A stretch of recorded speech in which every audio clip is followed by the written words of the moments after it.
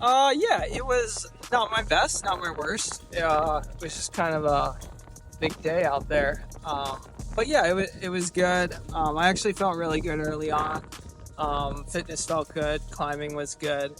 Descending on the technical terrain was challenging, but I hung tough for a long time and was right there in the hunt. But late in the race, I really struggled on the net downhill finish across about a bajillion rocks.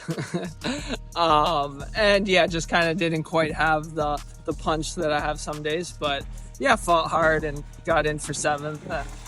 Still a good day. Yeah, up at Rocky Nuble, I was just kind of fighting really hard up there. I was definitely feeling it. I guess that was the last real big climb of the race, or like the high point of the race. And I had been up with the leaders for a lot of the race, and they were running really strong. And that pitch up to there, I actually started to fall behind some. And yeah, so I was just kind of really fighting, starting to feel it, starting to have some issues. And then at the finish, I was like glad to be done. But you held on, right? I mean, I held on. Like, I was right in there with like Shen and Andreu, last year's winners. The three of us were all just kind of like, we were like this accordion for the last like 10 miles of the race. We just kept catching each other and repassing each other and catching back up. And then I think we all finished within like 5 minutes of each other. But yeah, I was pretty rough. It was a lot of full sun exposure in the final miles of the race. So we went from like cold at night to hot and sunny. And I think that takes its toll too. So I was largely just really ready to be done running across rocks. I like technical terrain, but if I'm honest, there's sometimes when I don't enjoy it so much. And at the end of an ultra, it's sometimes not so enjoyable. Yeah, my feeling was like not, it's kind of like race performances. Like some days you really nail it and some days you don't.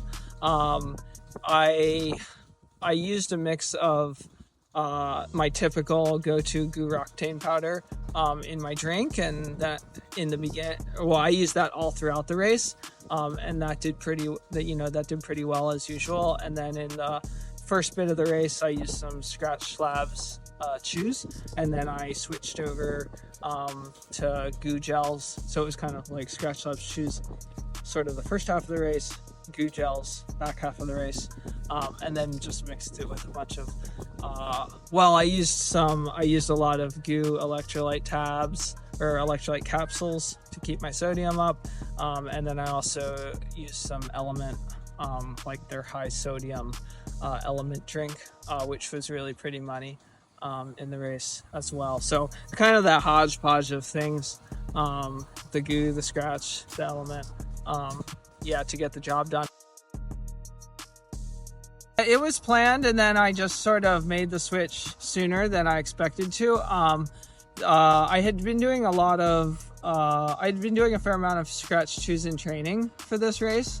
They're an easy thing to take out and put down in training, and they seem to do well in my stomach. I did it strategically for this race because I wanted a non-caffeinated product for the front half and a caffeinated product for the back half.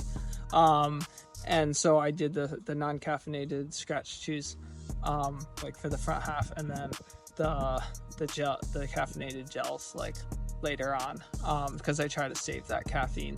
But yeah, so that was like why I made the switch. That was why I planned this switch, and then I made the switch just a bit sooner because you're just like kind of, once the race gets going, you kind of just feel it out of like, okay, what am I liking and what's working well, like not just like with stomach, but also like ease of use on a course, especially like if you're using poles and things and you don't always have hands free. So like I made the switch to the gels a bit sooner than I thought. But yeah, it was good to like have the options. Well, yeah, I went on a bit of a shopping spree pre-race. and yeah, ordered a bunch of stuff. Yeah, the goo, the element, the scratch. I had some striker bars and stuff with my crew in case I wanted like a solid food.